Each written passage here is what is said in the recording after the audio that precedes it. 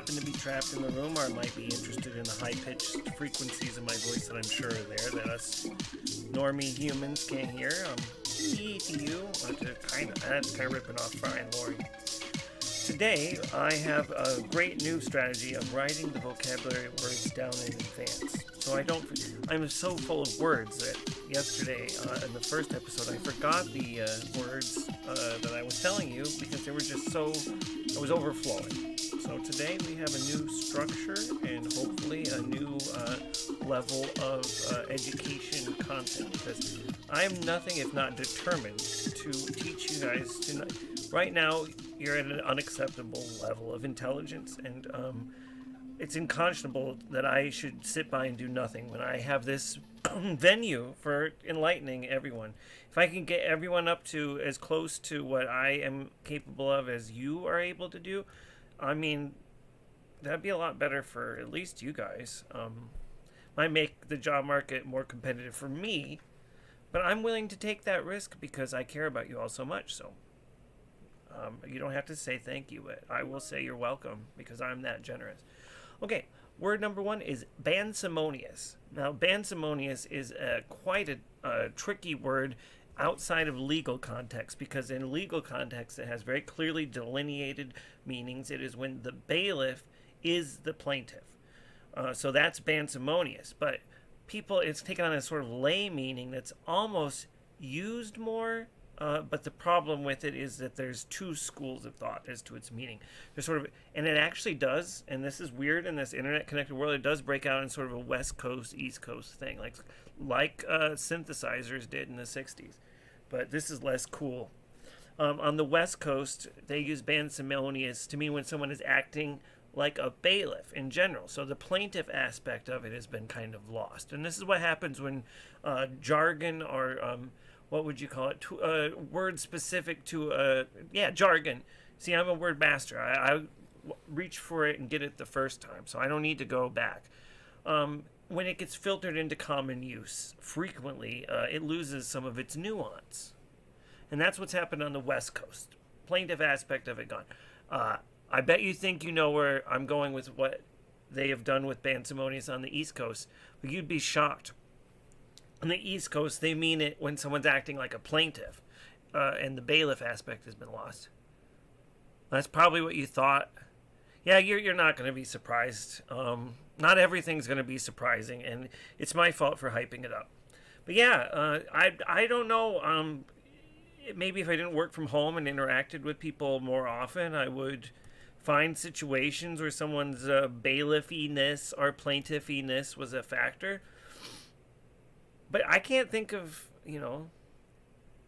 there's a time when I was yelling at a judge at a grocery store and someone dragged me away, but it was just a coincidence. The guy was a judge. He wasn't yelling at me. I didn't get in an altercation with this guy because of his judgely duties. I just found out later at the hearing that he was a judge. He wasn't my judge. I mean, that would have been a conflict of interest. The discovery process, you learn things.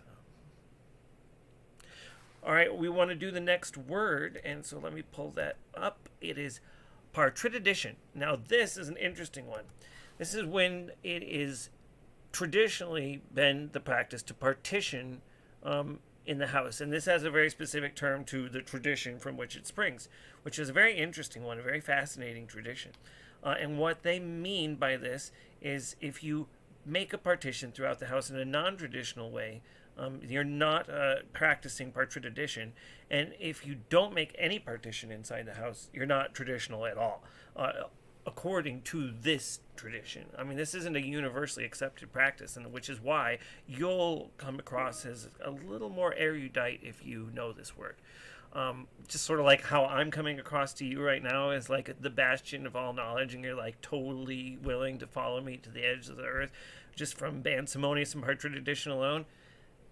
You want to be able to seem like I seem to you right now, to everyone you meet, right? I mean, what could be, what goal could be greater for you? Like, I'm just so proud to be able to help. So the thing about the partition is, you want to partition from what? Between what? And it isn't one of those things where the men would make the women go away when they're menstruating. No, this is a little different. This is a partition between the women and everything at all times. And you think, that sounds really misogynistic. This is where it flips on it. In this tradition, the women were actually in a control booth at the top of a giant robot with elevators, and they could do everything. The women weren't being kept from society. They were keeping society from them because of the fucked up shit that, like, dudes do. So that was a traditional society in which dudes started, like, telling them to smile. It's like they get stomped, you know, and they couldn't look at their butts because they were way up in this robot. So I would have probably got stomped. I went through a real having a hard time not looking at butts phase about 10 years back, and then I kind of grew up. I wasn't, like, leering, but you know, working from home, it's not that much of an issue. The next word, yes, vocabulary. What we do here is we teach. We give you the tools to empower you to learn by teaching you. And when you can say we teach you by saying we give you the tools that empower you to learn instead of we teach you, that's when you know your vocabulary is helping you express your innermost thoughts. And if your innermost thoughts are stupid, like sort of mine often are, you'll still sound smart because of the vocabulary. Like, they can't take that away from you. If you want, you can go heavy with it and make people instantly think you're insufferable crotch. They're like, he said resplendent, I want to shoot him. Those people suck, but they're real. So you gotta, like, need to know when to put a candle in your darkness, or what do they say in religion? Like, shadow your candle. Let your light burn you to death, or whatever. Okay, there's two more, and the last one is a triple threat. So, oops, spoiler alert.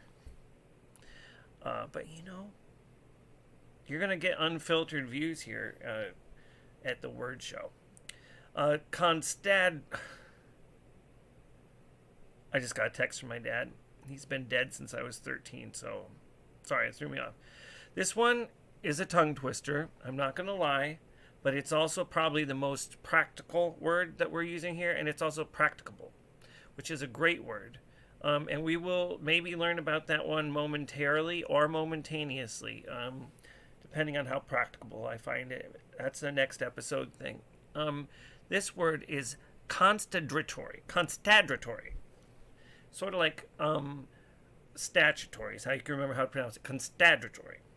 And this is when a constable in a stadium is required and mandatory.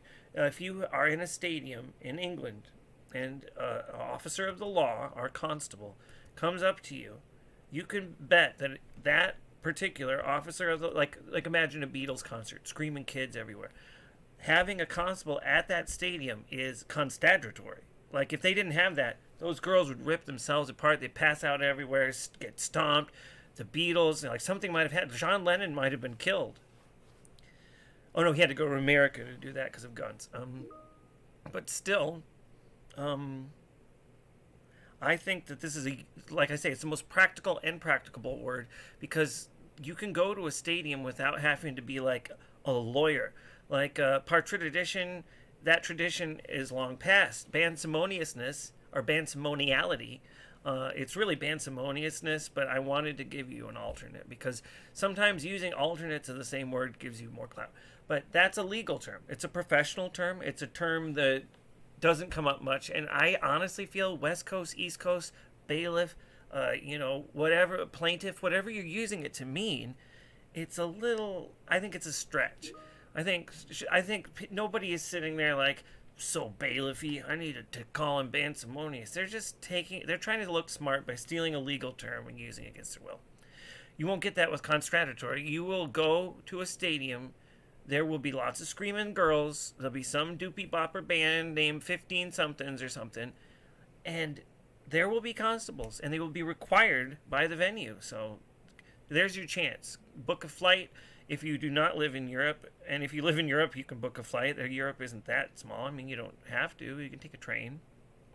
Just get yourself to a stadium filled with mandatory constables and just start yelling, Constadritory! At them. They'll be like, we are aware of this word. It's a term of art to us because this is our profession. We're running over here because there's a specific time limit because I made this up. The last is the triple threat I alluded to earlier, and I'm very proud to be able to present this to you because while this isn't a very useful word, and I know I promised that this would be vocabulary that would be useful, you'd be surprised how useless words and ideas really can be when you're talking to most people these days. Scaring people off, intimidating them, and making them want to stop talking to you, I've found is much more useful than expressing yourself coherently. The amount of people who care about what you have to express is so low, and the amount of people that you want to drive away forever by just seeming off-putting is so great that we're going to have to find a new balance for what we learn about on this show, but this is a good one no matter what you think. This one is Manticular Refugatory Interlocunditor. And this one is probably, like I said, the most intimidating thing that you could say to someone besides there's an Indominus Rex about to step on your face. And that's only intimidating if it's true, which it isn't. It's not a real dinosaur. Now, manticular refers to the claws of a mantid creature or insect. They tend to eat the males after copulation because it's amazing. The male mantises have so much of the same nutritional value as the female mantis requires, being the same, literally the same being. I think that's the guy's way of contributing to the young beyond. The sperm. I wanted to talk about insect sperm for years, and I'm trying to work up to it, and it's just feels so good to finally get that out there and just say it. Insect sperm. It exists. I'm sure it does. I don't know much about it. But I know there's bugs. You know how they do. Now, we've studied the manticular part, the claws of a mantis, and this could be male or female, so you don't know whether these are cannibalistic or victim claws. The refugatory part is really interesting because you know what refractory means, you know what refuge means, and you know what purgatory means. Well, imagine taking a refuge and refracting it into being a purgatory. This is the trap that mantis claws often fall into.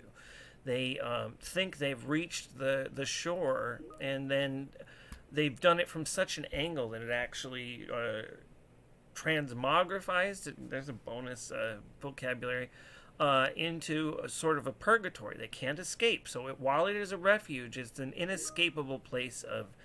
I always think of purgatory as a place of cessation, a place where nothing grows, nothing decays. It's great that nothing decays, but because nothing grows, it's sort of a perpetual shifting cloud of smoky stagnancy that terrifies me. So finding myself trapped in a purgatory that I had intended to be a refuge is an underlying theme of my entire life. Even though I'm not sad, I find that it comes up a lot in talk about insect semen will suddenly shift into like this kind of like I don't want to say it's a Freudian slip. I think it's more of a Freudian chemise, and I will wear it later tonight, but not on a live stream. Especially not going to change into a live stream. So manticular, and we've covered refugatory, which was a highly philosophical component of this phrase.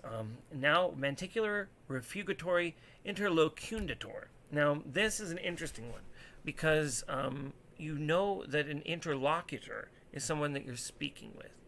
But what is a locunditor? And it ends up that it's actually related to a matador, but for locusts. And so what you have to do is talk to a locust as though you were a matador, which what do you say? And I here, as a white man who's never studied bullfighting or whatever it's called, will tell you, I do not know. So ask your local matador today, and when you talk to that matador, you are interlocuting with a matador, so you're 1/3 of the way to realizing the true meaning of the phrase manticular refugatory interlocunditor from lived experience. But I've got you 100% of the way to understanding what it means through wisdom, knowledge, and social exchange. So I'm happy. This is the best I can do. If you want me to run out and become a matador for 5 years so I can give you an authentic, culturally appropriated take on what it means, I think you're kind of missing the point. And we get bogged down because this is just 1/4 of the second day of this segment, guys. Really, what you're expecting from me is insane. I'm here every day giving you life lessons of language every weekday, and you just want more. I feel like that episode of Star Trek where Data's body is a cake and everyone keeps eating him. Why are you doing this to me? It's because of the bugs. Okay, the little space bugs on the conduit. Thank you for your time, your attention, and now I will fade in with our lovely theme song composed by our in-house artist, me. It is, the file at least, is named Bip Bip Bip, parenthesis 2N paren, and I hope you enjoy it, and I hope you enjoy the rest of your day. And as you go through the weekend, find little chances to slip in. You might find that it's quite Bansimonious to practice Partritidition, especially in a Constadritory environment where Manticular Refugatory Interlocundators are hard to find. And you see how silky, smooth, golden, perfect that just, it felt right, and I want that for you so bad. I want it for you so bad, and all I could do is tell you, I could show you the way, but you have to. Okay, we're gonna do the theme song now, guys. Thanks. Means a lot to me. Bye. Wait, that's not the right one. That's the what's the word for that? When you scrub. It's the scrubber. Always find the right word.